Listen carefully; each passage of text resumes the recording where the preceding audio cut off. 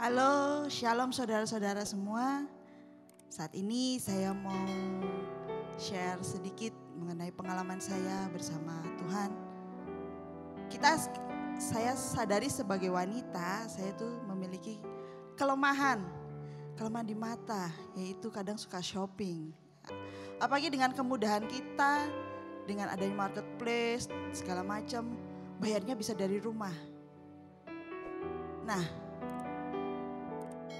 suatu ketika saya bergumul, ada suatu barang yang pengen banget saya ingin beli.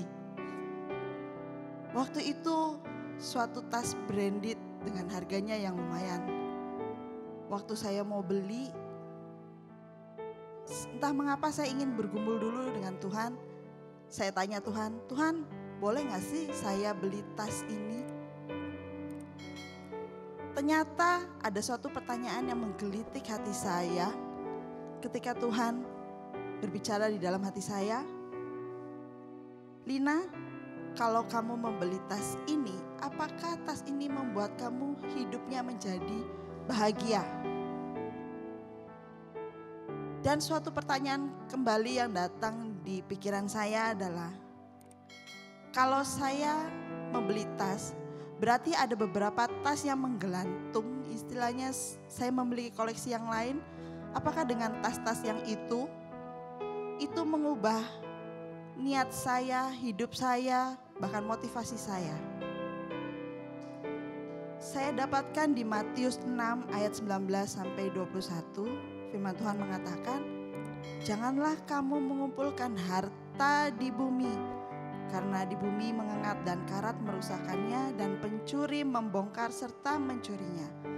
Tetapi kumpulkanlah bagimu harta di sorga. Di sorga mengengat dan karat tidak merusakkannya dan pencuri tidak membongkar serta mencurinya. Karena di mana hartamu berada, di situ juga hatimu berada. Banyak dari kita yang fokus hidupnya itu pada barang-barang yang kita punya.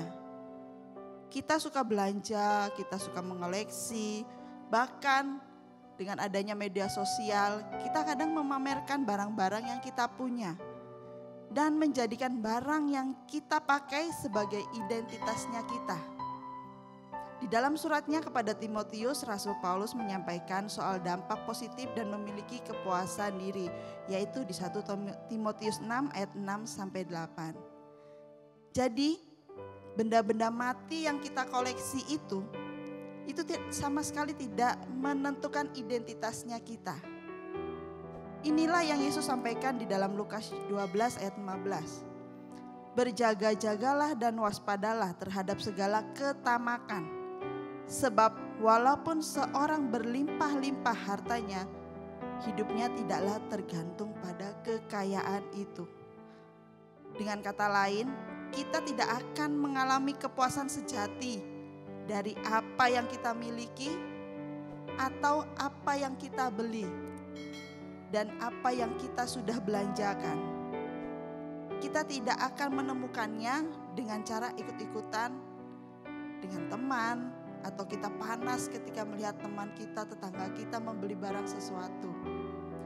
Jadi mari kita luangkan waktu untuk mempertimbangkan hubungan kita dengan barang-barang koleksi kita. Dan pastikan kita membeli barang tersebut karena kita membutuhkannya, karena kita memerlukannya. Identitas dan pemenuhan kita tidak boleh kita taruh pada hal-hal materi, tetapi kita harus menaruhnya di dalam Yesus Kristus. Tuhan Yesus memberkati.